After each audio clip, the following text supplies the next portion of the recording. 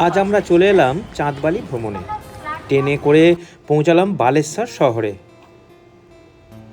Station থেকে হোটেলে এসে একটু রেস্ট নিয়েই দুপুরে খাওয়া দাওয়া করে বেরিয়ে পড়লাম লোকাল সাইট সিনে। চাঁদবালির প্রাণ বলা হয় বৈতরণী নদীকে। নদীর পাড়ে দাঁড়িয়ে হালকা বাতাস আর জলের ঢেউর শব্দ যেন মনটাকে একদম শান্ত করে দিল। চারপাশে নিস্তব্ধতা, দূরে নৌকো ভেসে যাচ্ছে।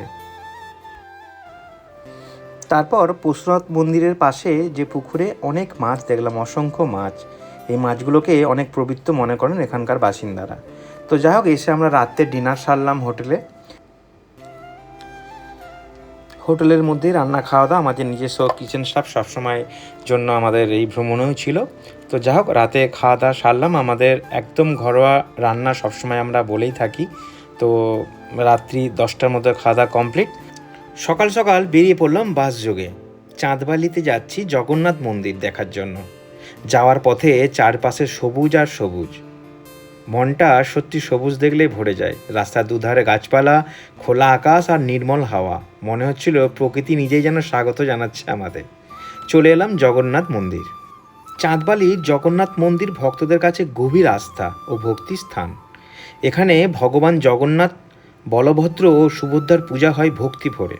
মন্দিরের পরিবেশ খুব শান্ত, স্নিগ্ধ আর আত্মিক প্রশান্তিতে ভরা। উৎসবের সময়, বিশেষ করে রথযাত্রায়, মন্দির চত্বরে আনন্দ ও ভক্তিতে মুখর হয়ে ওঠে। বেশ কিছুক্ষণ সময় এখানে কাটিয়ে আমরা তারপর চলে এলাম ক্ষীরচোরা গোপীনাথ মন্দিরে।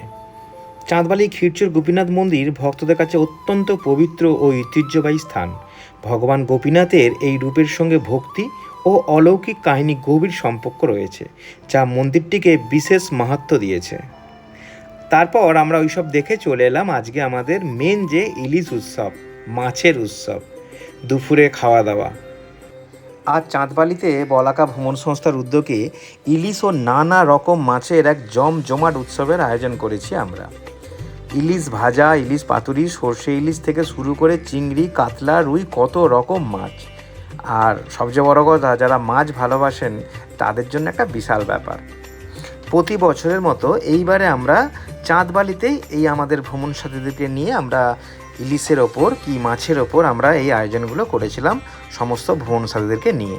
তো যাই হোক, আবারও হবে আমাদের মাছের উৎসব, মৎস্য উৎসব, আবার কোনো না কোনো জায়গায়। এরপরে দেখা যাক কোথায় করা যায়। তো যাক, দুপুরের খাওয়া দাওয়া তো কোনো কথা হবে না, তার সাথে খাওয়ার শেষে হজমের জন্য আবার কোল্ড ড্রিঙ্কসও রেখেছিলাম। তো যাই হোক, আজকের জন্য আপাতত এটাই।